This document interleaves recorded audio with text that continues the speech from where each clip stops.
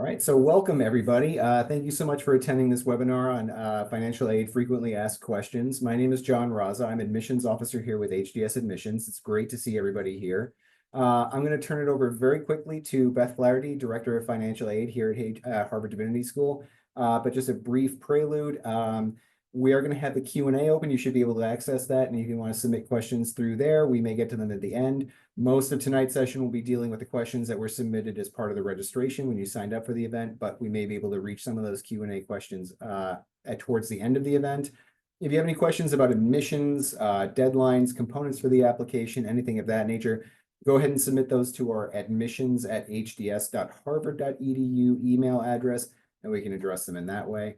And with that, I'm going to go ahead and turn it over to Beth. Beth, thank you very much.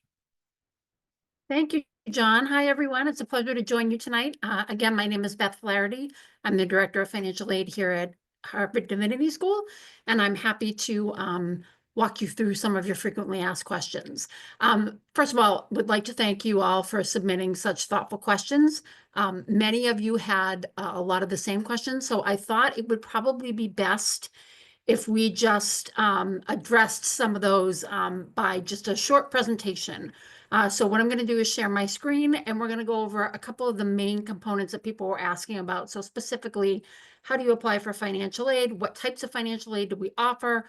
What the cost of attendance is, and things like that. So, and then after that, I'll address a couple of the other questions that came through that are separate from these types of questions. And then if we have time, we'll look at the Q&A as well and try to do follow-ups or anything else that comes up through the duration of our hour together.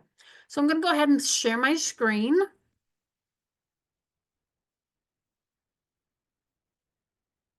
And hopefully you're all seeing my screen. If you don't, just please let us know in the comments and John will let me know.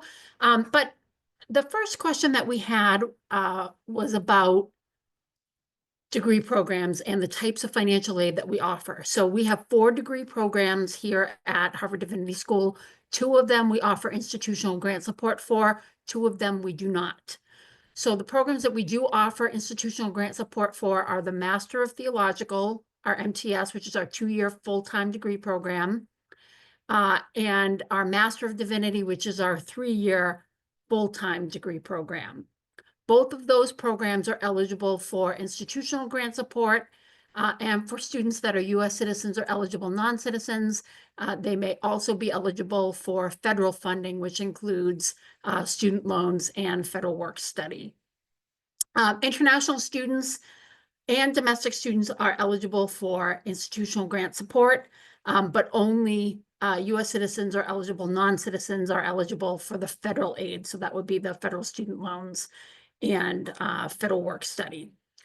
We do have a work component for students that don't have federal work study, and I'll talk about that a little bit later on. And that would pertain to students that either don't have eligibility for work study or because they either don't have financial need or they don't meet the citizenship criteria, or they're not, they're undocumented students. The Master of Theology and the Master of Religion and Public Life program, both of those are 1-year programs. Neither of those programs have institutional grant support. So we don't offer any grant aid for those 2 programs. If a student is a U.S. citizen or eligible non-citizen, they can apply for federal aid. And again, that's student loans and or work study. Work study is need-based eligibility, so not every student will qualify for work study. But essentially, any student that's deemed eligible, meaning that you fill out a FAFSA, you meet the eligibility requirements, you can borrow a student loan as long as you haven't exceeded your limit for student loan borrowing, and we'll talk about that again in a minute. If you are an international student, you are not eligible for federal funding for the MRPL or the THM program, and so if you wanted to borrow loans for that program, you would have to look at a private loan program, and most of those would require an international student to apply with a U.S.-based credit-worthy borrower who is a citizen or a eligible non-citizen. So most international students would typically have trouble finding someone that could co-sign for a private student loan, but occasionally we get a student that does qualify. If you have specific questions about those, we can talk about those during the Q&A session. And as always, you can certainly feel free to send questions to the financial aid office. We're happy to answer those as well. Another popular question was what type of institutional grant aid do we have, and do we have need-based aid and or merit aid? So at HDS, we have two aid programs. We have a need-based aid program, which does require students to apply for financial aid, and we have a merit-based program, which does not require students to apply for financial aid. So essentially, every student that submits an admissions application will be considered for merit aid, but only a very small pool of students will be offered the merit aid. It's generally about 10% of the admitted class in the MTS and the MDiv program. Merit is based on the overall strength of the application, and it's decided solely by the admissions committee, and it's decided at the time of admissions. So if you are not offered merit at the time that you're admitted into the degree program, you won't be receiving it for the length of the program. As I said, every student is automatically considered for admissions, considered for merit if they apply by the admissions deadline. And merit awards generally include a full tuition grant and a modest stipend, somewhere in the range of $12,000 to $20,000. The $12,000 range is for our dean's fellows. There's a $15,000 stipend for students that are offered a ministry fellow, and those are students that are typically planning to go into more traditional ministry paths.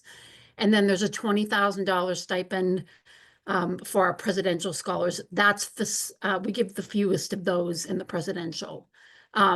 You don't decide which ones that you want to qualify for. The admissions committee will decide who's receiving that. And again, they're determined by the admissions committee, not based on financial need at all. And financial aid, we always say, hope for merit, but plan for need-based aid. So we would recommend that every student apply for need-based aid. Even if you're not sure if you'll have need-based eligibility, go ahead and fill out the application. Let us decide if you're eligible or not. In the need-based side, we have eligibility for MTS and MDiv programs. There is a financial aid application required, and we'll talk about what that entails and when the deadlines are. And in the need-based program, there's 3 levels of need-based aid. The minimum level, if you're eligible for need-based aid, is 75% of tuition. And again, that's just tuition. It does not cover the mandatory fees, which include the health insurances and the student activity fees. 100% tuition grant. And then for our neediest students that we determine, we offer 100% tuition grants and a $12,000 living expense stipend. That's to go towards your living expenses. It will not cover all of your living expenses. And it's really important to note that even though we feel like we give up very generous aid, not every student is going to qualify for stipend funding. And even if you do receive stipends, it's not going to cover all of your living expenses. So it's important to keep that in mind. And this, again, both need-based and merit aid is eligible for students in the MTS and the MDiv programs, both international and domestic students. They're considered equally for both programs.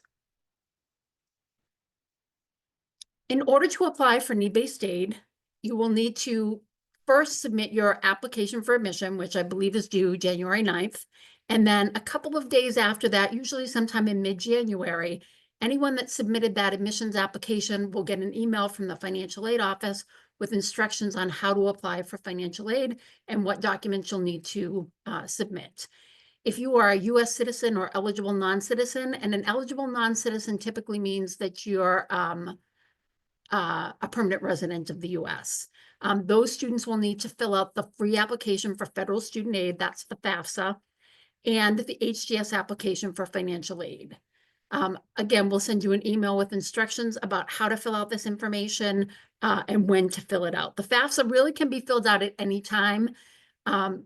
but we won't start bringing it into our system sometime until late January or early February. So if you fill it out now and have it sent to the school, we wouldn't be able to tell you yet because we're not ready to start accepting those applications into our systems. But you can certainly go ahead and fill out the FAFSA. Something that's really important about filling out the FAFSA is making sure that you send the FAFSA to the correct school. If you fill out the FAFSA and select Harvard University, that FAFSA will not come to us. That will go to the undergraduate college and we'll never see it. So make sure that when you fill out the FAFSA, you use HDS's school code, which is E00210. It will be in the email that we send you. It will also be on our website.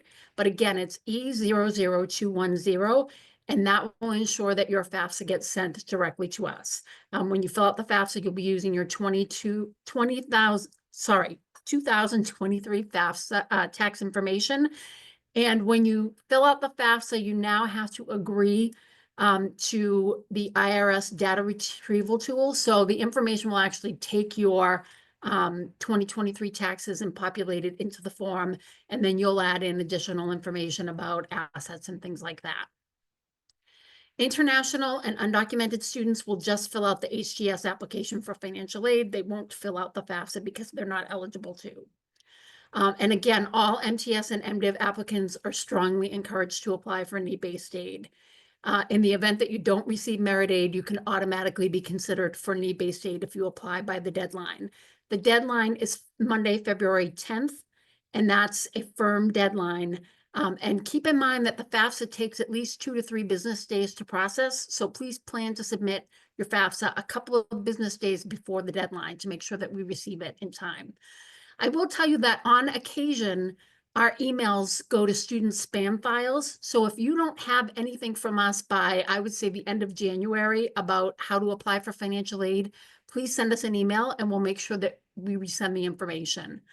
Because what we don't want students to do is to wait to apply for financial aid until after they've been admitted to a degree program, because that will be too late. We really are not in a position where we're able to consider late applications. So it's really important that you meet the deadline. If there is something that comes up that prohibits you from making the deadline, or you're having a problem submitting the FAFSA, please be in touch with us, send us an email, let us know what's going on. There are often times when we can help you figure out what the issue is, or we can maybe extend the deadline by a couple of days if we know what's happening. So be in touch with us if you're having concerns or questions. If you are applying to the MRPL or the THM program and you're interested in borrowing student loans, we'll work with you after you've been admitted to the degree program. You do have to fill out a FAFSA to be eligible for federal student loans, but you don't need to do that prior to being admitted, although you certainly can if you want to. Another popular question was, what does it cost to attend HDS? So what I have before you is the HDS student budget for 2024-2025, and that's our 9-month budget.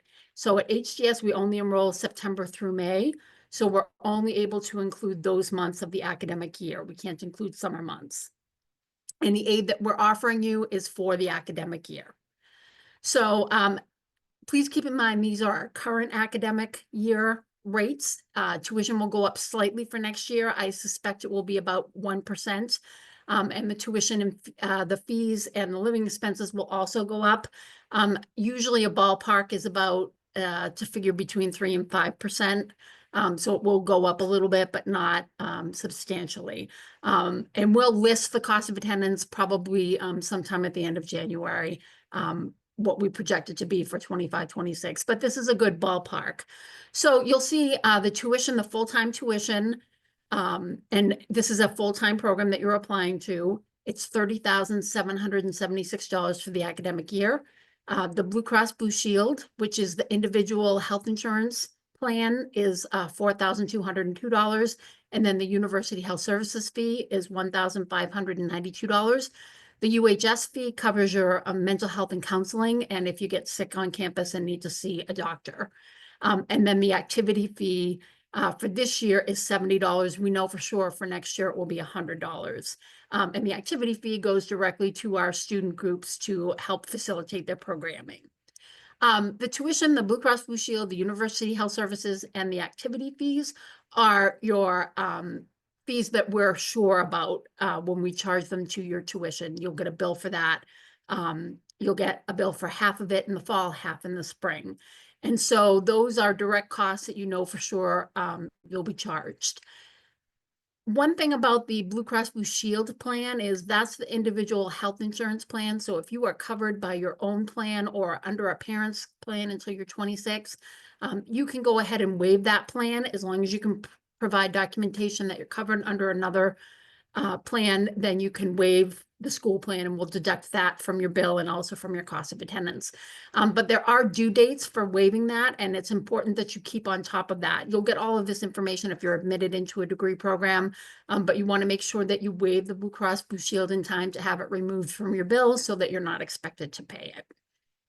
The rest of the costs are basically assumptions of what we think it will cost to be here for the rest of the academic year. And you'll notice it's a pretty bare bones budget. The Department of Education only allows us to include certain factors. So you'll see we have an estimate for food, for housing, books and supplies, miscellaneous expenses, transportation, average loan fees. And so our estimated cost of attendance for this current academic year was $64,774. Now, I say estimated because we have some students that can attend for far less than that and others that will attend for far more than that. And a lot of that will depend on what you do for housing. So housing, as you know, in this part of the country is fairly expensive. And our budget assumes that a student is going to be living with a roommate. And so that housing gives you a little over $1,800 a month, an assumption of that's what you're going to pay per month. Now, if you live in Harvard University housing, that housing cost will be more than that. And if you find a great housing deal, you can certainly live for much less than that. And many of our students do. But this is just a ballpark idea of what it will cost to attend. So the types of aid available are the Harvard University institutional grant aid. I do also want to mention you will either receive merit-based aid, or if you're eligible, if you're not offered merit aid, you'll be offered institutional grant aid if you are eligible for it, but you won't receive both merit and need-based funding. So it's important to know that. So we do have that Harvard University grant aid. We also participate in the federal unsubsidized Stafford loan program, and that again is for U.S. citizens and eligible non-citizens. The unsubsidized Stafford loan means that the interest is accruing on the loan while you're in school and during your 6-month grace period. Graduate students can borrow a maximum of $20,500 per year in the unsubsidized Stafford loan program, as long as your combined total borrowing of all of your undergraduate and graduate programs so far don't exceed $138,500, and that's just in the Stafford loan program. We also participate in the federal work-study program, and that's for U.S. citizens and eligible non-citizens. That's a need-based program, so you have to demonstrate financial need in order to qualify for it. And federal work-study gives students an opportunity to work on campus. And when you have federal work-study, the department that you're working for is paying usually about 30% of your wages, and the Department of Education is paying the other 70%. Because Harvard receives a federal work-study allocation from the Department of Education, they have to disperse the funding out to all of the schools. So at HDS, we have to maximize what we're giving each student to a maximum of $6,000 for the academic year. So oftentimes students are wondering, if I get a work-study job, will that cover all of my living expenses? And unfortunately it won't, because we wouldn't be able to give you an allocation large enough for that. $6,000 for the academic year typically is going to give you about 10 to 15 hours of work per week. We don't have a limitation on how much you work, but the purpose of you being here is to focus on your studies. So we don't recommend that students work more than 20 hours per week. We can't prohibit it, except in the cases of international students. International students can get an on-campus job, and I'll talk about that in a moment. But they cannot work more than 20 hours per week, and it has to be an on-campus position. They can't work off campus, and that's a stipulation of their visa. We also participate in the Direct Graduate Plus loan, and that's for US citizens and eligible non-citizens. And in that program, a student can borrow up to their cost of attendance minus any institutional grant aid, federal work study, and unsubsidized Stafford loans that have been offered to them. So depending upon the grant package that a student is offered, not every student would need to or would be eligible for the Direct Graduate Plus loan. It's also important to note that Stafford loans are guaranteed, meaning the only way you can be denied for them is one, if you've hit your limit of unsubsidized Stafford loans, and if you don't meet the eligibility criteria, or if you're currently in default of a previous student loan, that would make you ineligible for student loans.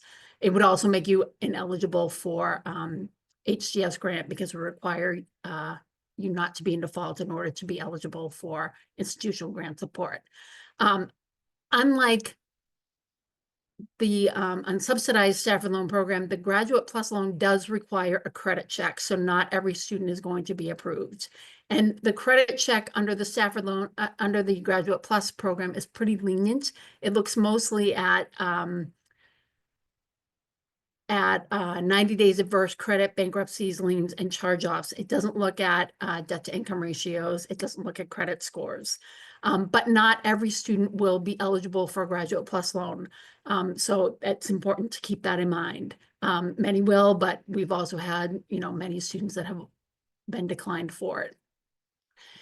We also have work opportunities for students who don't qualify for federal work study, either because they're an international student or they're an undocumented student, or they may be a student that just doesn't have the financial need to qualify for work study. If you have a non-work study position, you simply look for positions. Once you're hired, then you would just work with the department that you get hired through. You don't work through financial aid. There's no limitation to how much you can earn, but because the department's paying 100% of what you're earning, you won't have as much selection for positions.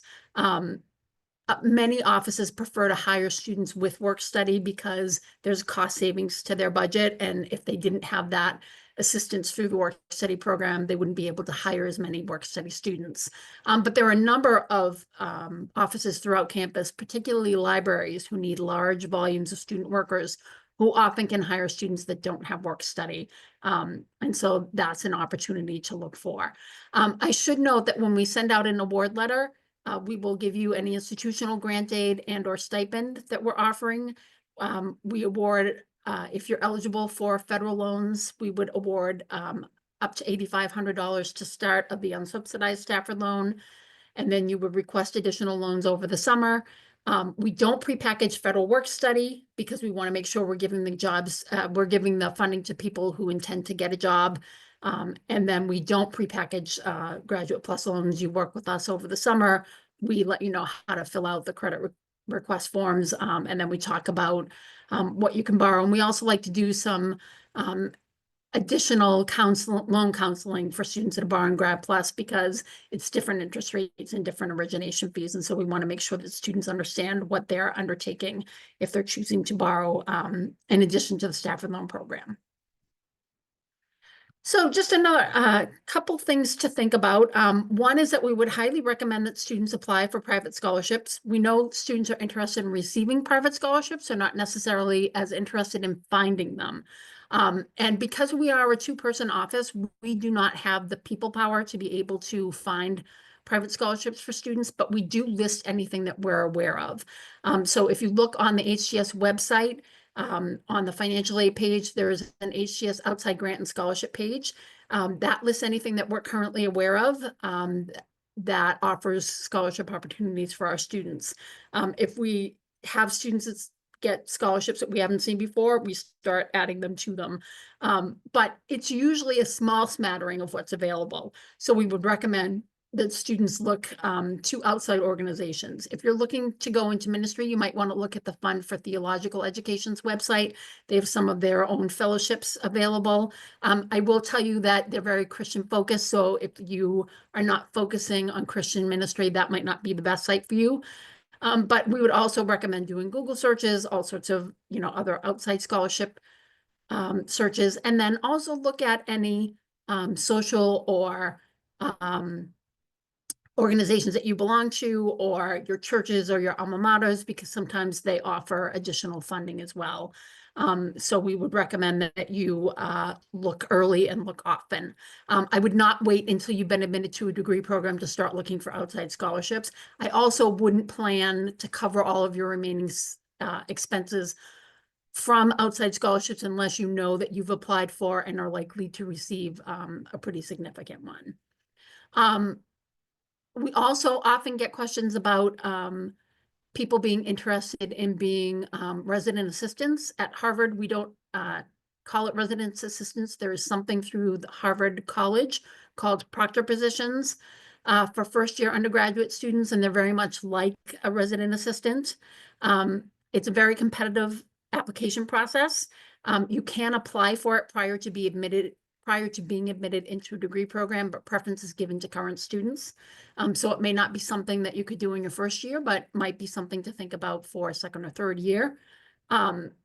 You can apply for it. I believe the 25-26 cycle is going to open sometime in December, and the applications are generally due sometime in early January. If you are offered these positions, they do come with room and a board plan. So they certainly can help subsidize some of your living expenses. But again, this is one of the many nets that you're going to cast. It's not how you should expect to pay for it, because as I said, it's a very competitive process. We definitely have had students from HDS selected for this, but it's not something that you should necessarily count on.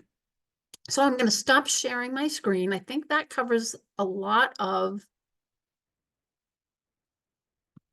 the questions that were covered, but there were a couple of more that I wanted to address. And one of them was, is there support for students with children for childcare costs or housing?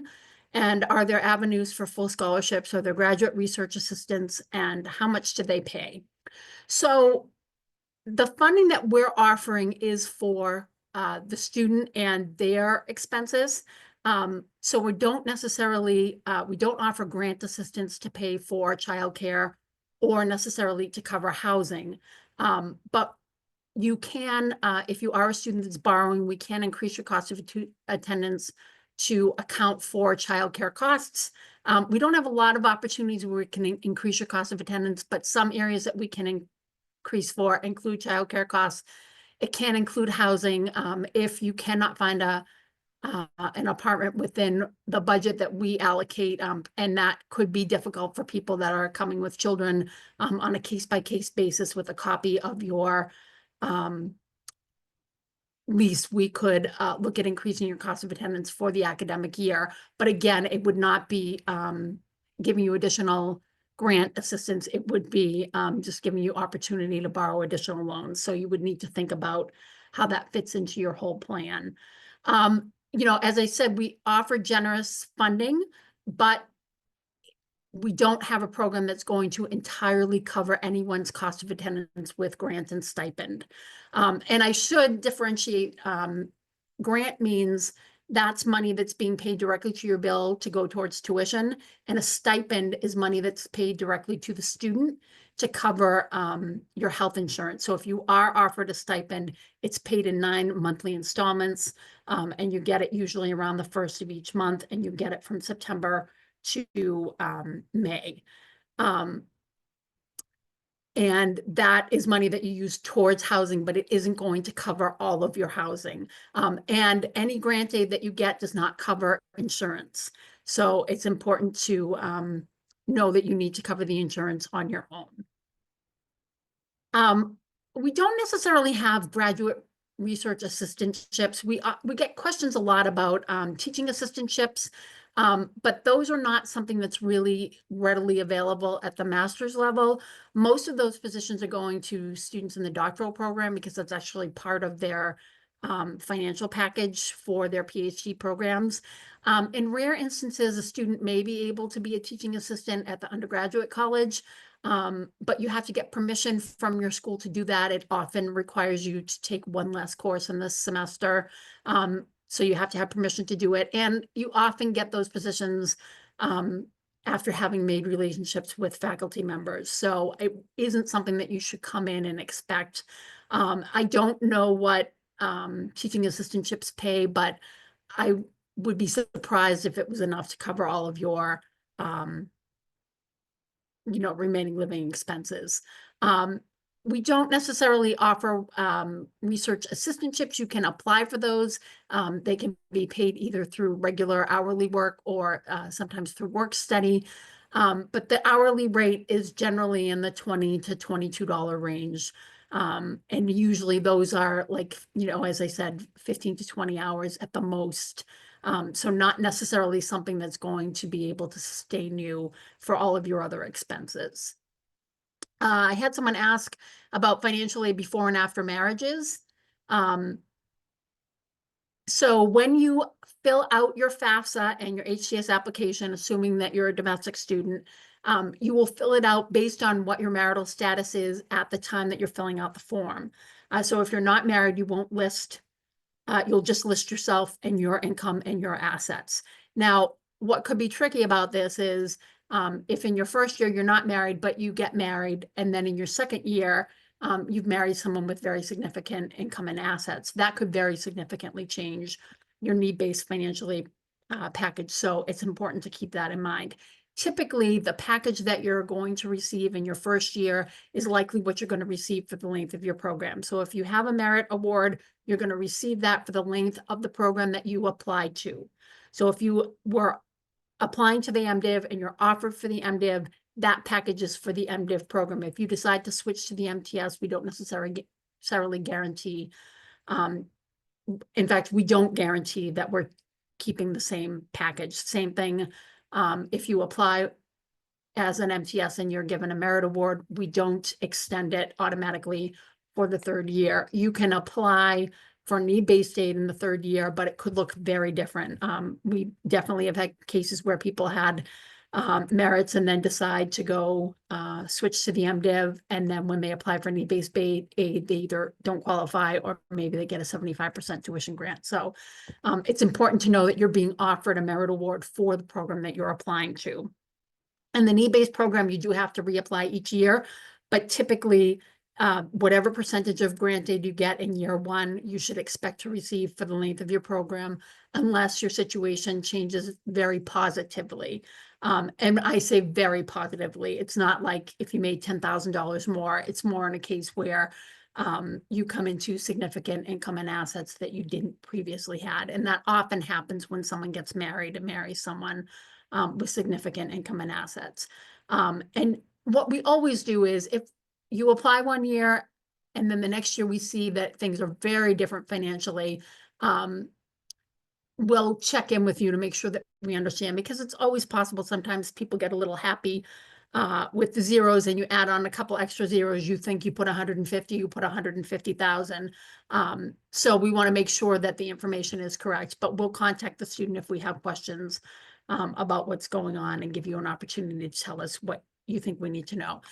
If after you submit your application for financial aid and you feel like there's something important for us to know about that's not captured on the application, we would encourage you to send an email to us directly at financial_aid@hds.harvard.edu, and we'll take that email and put it with your financial aid file, and we'll review when we're reviewing you for aid. We'll take that information into consideration. I had a question asking, how do students make themselves competitive for the full scholarships? So in the need-based program, it's not about being competitive. It's about financial need. And so we're looking at a number of different factors. We're looking at income, we're looking at assets, we're looking at a lot of different things. We're looking at, are you coming in with undergraduate debt? Are you coming in with graduate debt? We give more emphasis to undergraduate debt than we do graduate debt, but we take both into consideration. We look to see if a student was a Pell Grant recipient as an undergrad. There's a number of different things that we take into consideration. On the merit side, this is a very popular question. Everyone wants to know what the special sauce is for getting a merit. And the truth is there isn't one. There is no formula. It's presenting the strongest application you can that talks about why you want to come to HDS, why this program works for you, and why now is the right time for you to come to this program. And so I would work very hard on crafting a strong statement of purpose, making sure that you have strong letters of recommendation that talk about what you want to do here and who you are as a student, and let the admissions committee decide. I think what's hard for students is many of our peer institutions are giving most of their aid based on merit, and some are giving little or no consideration to financial need. At HDS, we're sort of the opposite. We have a very small merit pool. About 10% of the incoming class will get offered merit. The remainder of our students are through our need-based program. And so we're giving out more of our money based on financial need. And the truth is that I would say the large majority of our applicant pool could qualify for merit aid. We're just choosing to give out just a much smaller portion of that based on merit, and giving it out mostly in financial need, so that we're making sure that the students that really couldn't be here without this funding do have access to it. But also, don't feel bad if you don't get offered a merit. It does not mean that you're not worthy. It doesn't mean that we don't want you here. If you're accepted, you are worthy. Even if you're not accepted, it just may not be your time, or this might not be the particular program for you, but it doesn't mean that you're not meant for graduate study. Another question was financial aid for international students. Does it include health insurance? It does not. And one thing that's important for international students, even if you end up with a stipend, because of the tax laws for international students, 14% comes off the top of your stipend. So if you offered a $12,000 stipend, you're not actually getting $12,000 paid to you. It's minus the 14% in taxes. For domestic students, your taxes are not taken off the top, but you are required, stipends are taxable income. And if you're required to file a tax return, you do need to report that as taxable income in the year in which you receive it. Another question was, do we provide flight tickets for international students? We don't. We do not. We're not able to help with upfront costs for students either traveling here from other countries or other parts of the United States. We can't help with giving you funds upfront to cover apartment deposits, things like that. So it's important to know that upfront. And then the last question was, what does a typical aid package look like? When you say 75% tuition, is that all in grants? And does federal work study apply to field ed, or are students separately funded for field ed? So that's great questions. So the minimum package, grant package that a student could receive if they're eligible for need-based aid is 75% of tuition, and that would be a grant to cover 75% of the full-time tuition.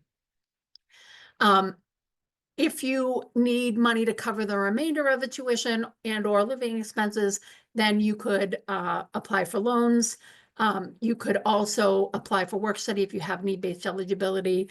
If you don't have need-based eligibility, or you just don't want to use work study, you can certainly apply for a campus job. It doesn't require work study. You just don't have as much selection of positions.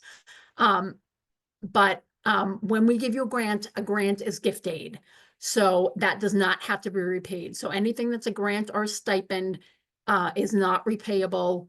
You do not have to repay that to the institution. If you get a stipend, you do have to report that as income.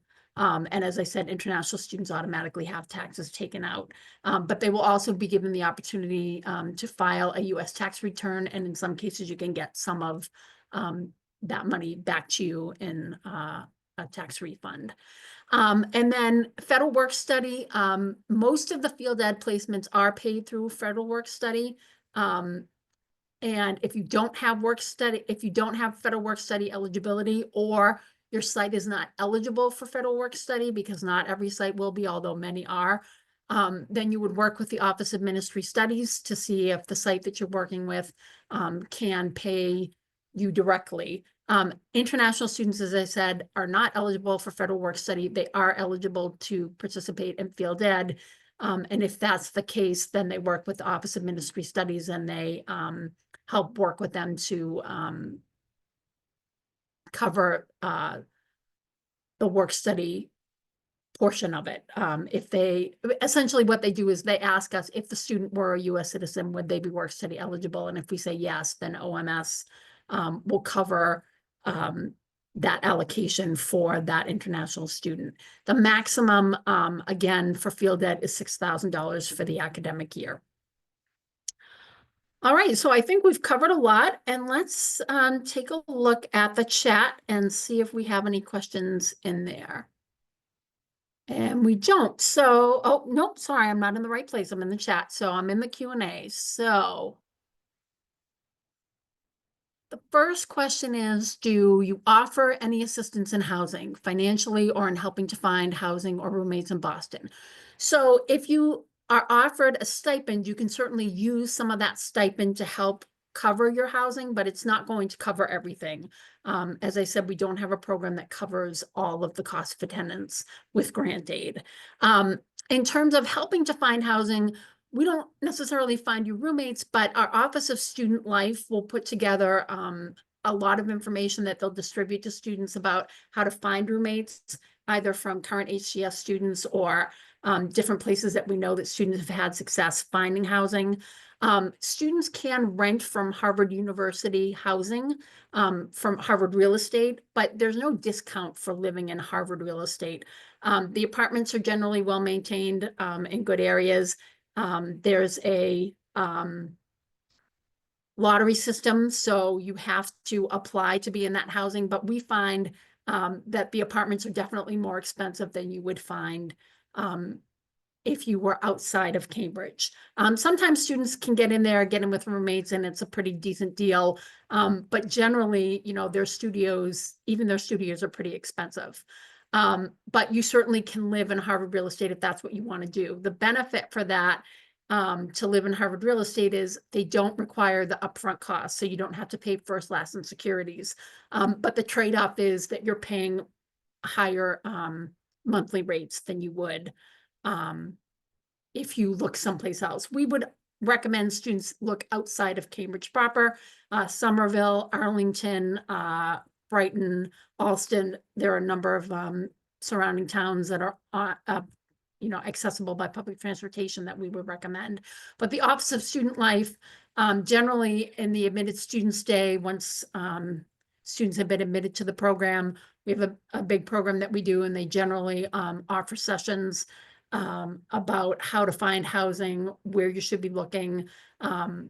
And they will send you all sorts of information over the summer as well about things that you need to be aware about, and more information about housing. So there are some opportunities, but we don't place students in housing, and we don't have our own personal dorms. Harvard University, some of the graduate schools at Harvard, the business school, the Graduate School of Arts and Sciences, the law school, have their own dormitories.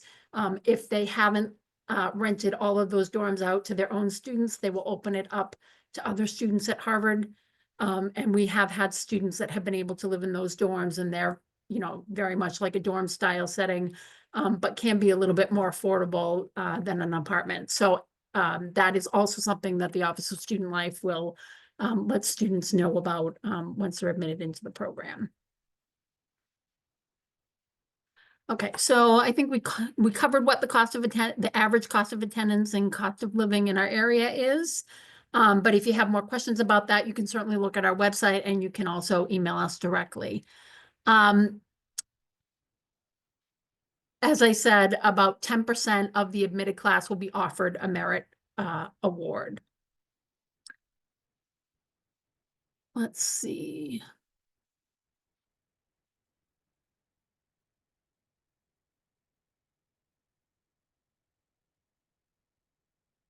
So let's see, for need-based aid, you said you consider income and savings, but it seems you don't consider other loans. Sorry, the questions keep moving.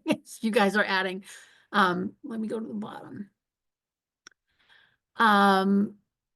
Are there any on-campus meal plans? So you can buy a graduate meal plan through Harvard University Dining Services, but it's more of like a declining balance. And so there are a couple different levels, but the basic plan is like for this academic year, it will be $900, $400 for the fall, $500 for the spring, and you can use it at a variety of different cafes across the university. For our students with the highest level of financial need, who are getting our full tuition and the $12,000 stipend, and this is only in the need-based program. This current academic year, we have a meal plan credit that we're offering to those students. So HDS is covering the cost of that for the basic plan, but we're not covering it for all students. It's a pilot plan. We were approved to do it this year. We expect to be able to offer it next year, but we don't know that we'll be able to do that long term. And again, it's only to the students receiving the highest need-based awards in our need-based program.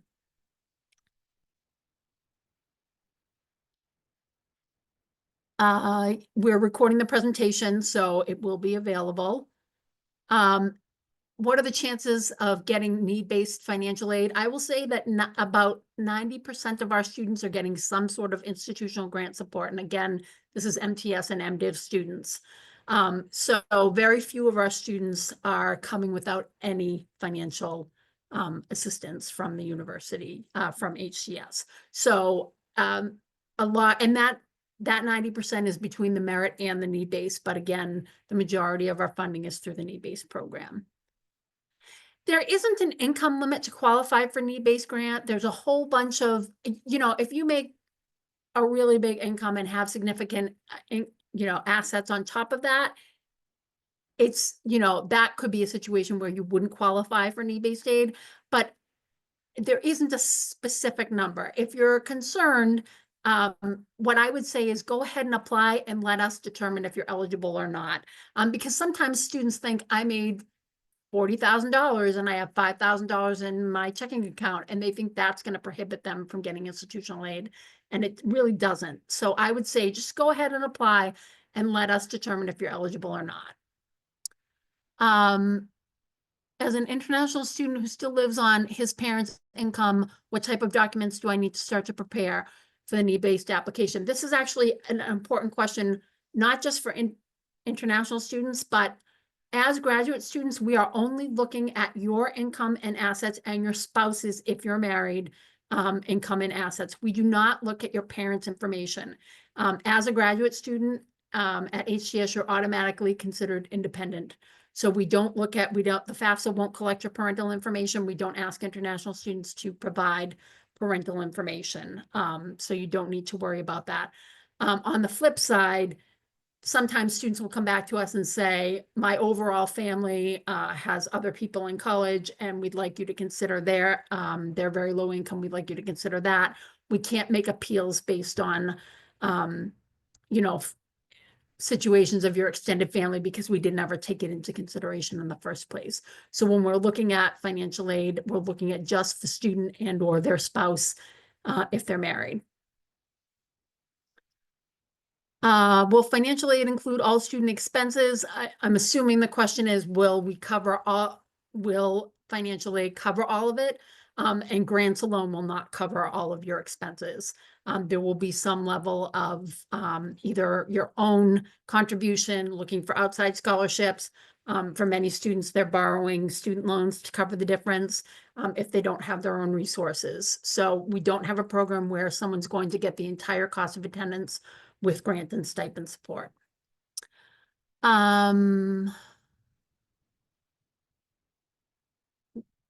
As an international student with limited financial resources, what are the practical possibilities for supporting living costs and meeting US visa requirements? So the visa requirements are, you have to provide that you have financial certification up to your cost of attendance minus any scholarship support from the school.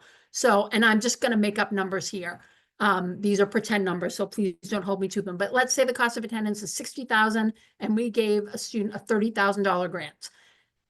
We would subtract that $30,000 from the $60,000 they need to attend, and then the student needs to provide documentation that they have the other $30,000. It could be that they have scholarship support. It could be support from their home country. It could be borrowing student loans from their home country. It could be family support. But all of this would have to be documented. It could be their own personal means, but you do have to provide that you have the remainder. And when you get here to the US, you need to have it deposited into a US bank account, and you actually need to come to the registrar's office who does the visa certification and provide them with the bank statement to show that you actually have the funds to be here. And you're only required to certify for the first year. You don't have to recertify each year unless you take a leave of absence and leave the country, in which case you would have to recertify when you're coming back.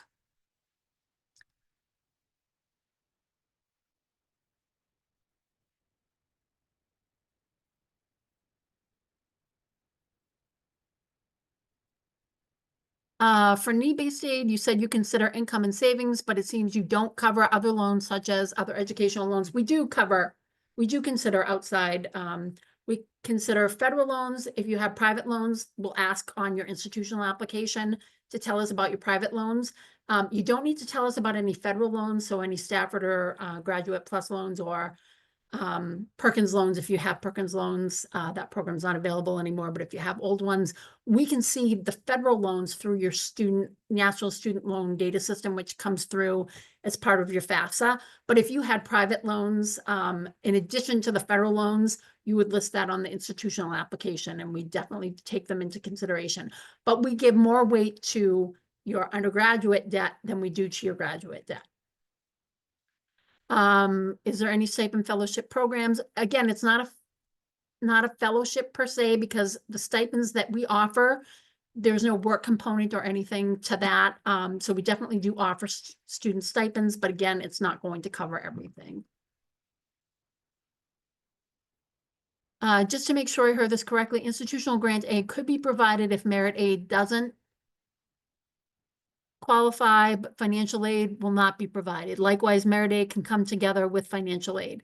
I'm not sure I quite understand the question, but we consider it all to be part of financial aid: institutional grant aid, federal work study, merit aid, need-based aid.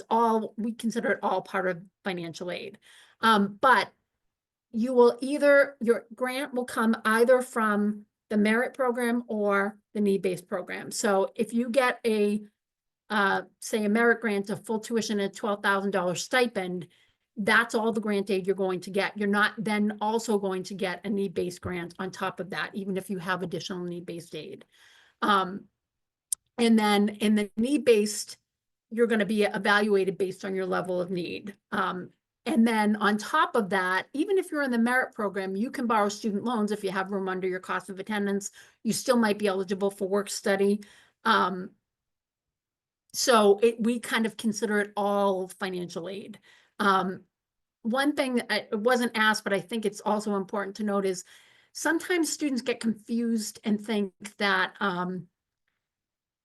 at the graduate level, they're going to get grant support from FAFSA. And so when you fill out a FAFSA, FAFSA is really it's a processing center, and that determines your eligibility for things like student loans and also things like federal Pell Grants. But Pell Grants are only eligible for undergraduate study. So graduate students are not eligible to use Pell Grants. And so sometimes students expect to be getting additional grants on top of that from the Department of Education, from the federal government, and there are no graduate grants federally. So any grant aid that you get is from the school itself. This is my first time filing for financial aid. Are there any suggestions on how to do it well? And is there a way that helps show my financial need? So you'll show your financial need based on the information that you fill out on your FAFSA, if you're eligible to fill out the FAFSA. And if not, you'll fill out just the institutional application for financial aid. You're just letting the facts tell us a story. It's not like applying for admission and you're trying to, choose your narrative. I mean, you're just really filling out your information, and then we'll make it determined for the need-based side based on what you provide to us. And the second part is, I'm Muslim and trying to avoid any loans that incur interest. What should I do? Unfortunately, there's no federal loan program that doesn't incur interest. And we don't have an institutional loan program that wouldn't, we don't have an institutional loan program. Harvard does have a program through the Harvard Credit Union. HDS does not participate in it, but it's not interest-free. It does have interest accrued to it. I'm not aware of any programs that don't require, any loan programs that don't require interest. I know at the undergraduate level, sometimes the states offer either a state grant or a low interest or no interest loan, but it doesn't apply to graduate students in most cases. If the applicant has current deferred graduate loans, will that preclude admission into the divinity program as well as possible subsequent financial aid if accepted? That's a great question. So if you are accepted into our degree program, we whether or not you have graduate loans doesn't mean that we won't accept you into the program. And it's important to note that admissions is need blind. So the admissions committee has no access to any of your financial information. They don't even know who's applying for financial aid. So none of that is taken into consideration when they're determining if you're admissible on the admission side. So if you have previous loans, if they're deferred, or even if they're in repayment, that doesn't have any bearing on whether or not you get accepted into the program. We do take it into consideration among a number of different things in terms of looking at your grant aid level. But we wouldn't not offer you financial aid because you have previous loan debt. But we also, also keep in mind that just because you have a lot of previous loan debt doesn't necessarily mean that you're going to get us our highest level of need-based grant either. So there's a lot of different components that go into it. I think we've covered most of it. I'm just going to quickly go back through and see if anything got added.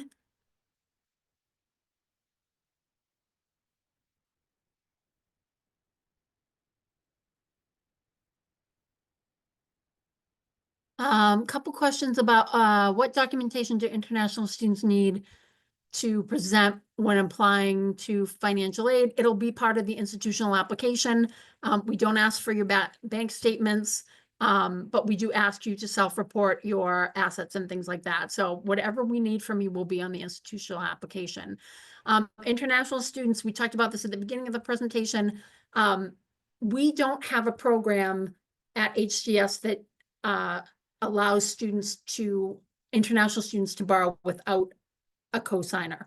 So the next question was about listing the graduate schools that are eligible for the Harvard Federal Credit Union private loan that allows international students to borrow. HDS is the only school that does not participate in this program. We don't participate in this program because in this particular program, the school serves as the co-signer. So if a student defaults on the loan, the school has a risk share involved in it, and the school that therefore has to repay, is responsible for some of the loans that the student doesn't repay. We, years and years and years ago, probably 15 or 20 years ago, we did participate in a similar program with a different bank. And we had a very high default rate for international students, not because people went into it planning to default, but a lot of our students were going back to developing nations and it just wasn't possible to repay the loans. And so what we did instead was, instead of holding money aside in case students defaulted, we just decided to take that money and put it into stipend support. So many of our international students will receive need-based stipends, not all of them certainly, but we don't participate in the Harvard Credit Union program. So if you are an international student and you do want to borrow, you're going to have to find a program that allows you to borrow with a co-borrower. And that co-borrower has to be a credit-worthy applicant who is US based and is an eligible citizen, a US citizen or an eligible non-citizen. And to be honest with you, it's very difficult to find someone that's willing to co-sign for your student loans, whether you're a domestic student or an international student. So many of our international students find it very difficult or impossible to borrow. The only caveat to that is you might be able to borrow from whatever the loan program is in your home country if your home country has one. And then this is the final question, because we're coming just a minute or so right after. How much assets and income would disqualify for need-based aid? And there isn't a threshold. There's a number of different factors. So as I said before, go ahead and fill out the application and we'll tell you if you're eligible or not. One thing that I just want to add before we end is that if you are admitted into a degree program and you apply for aid by the deadline or you're offered merit aid, our financial aid awards go out generally within about 24 hours of the admissions decisions going out. So you generally will get that information within a business day, sometimes the same day, depending upon how everything goes out. And generally notifications come out in mid-March. I want to thank you all for your time and attention. I'm so glad so many of you were able to join us. If you have questions, if you have concerns, if you feel like something didn't get answered, feel free to send us an email to financial_aid@hds.harvard.edu. John put it in the chat, but of course, it's also on our website. We're happy to talk to students, but we do some in-person work and some remote work. And so the best way to get in touch with us is to send an email, and then we can follow up with your questions. If it's easier to get on a Zoom call or have a phone call, we're happy to do that. But the best way is to just send us an email. And again, if you have questions or concerns, don't make an assumption. If you have a question, ask us. If you think it's stupid, it's probably not. And if it is, we're not going to tell you. So ask it. And again, thanks so much for your time. We appreciate it. Thank you very much, Beth. Thank you to everybody who attended tonight. Again, if you have any questions, you can reach out to financial aid directly. You can also reach out to admissions@hds.harvard.edu. Again, thank you so much for attending, and I hope you'll have a wonderful rest of your day. Thank you so much.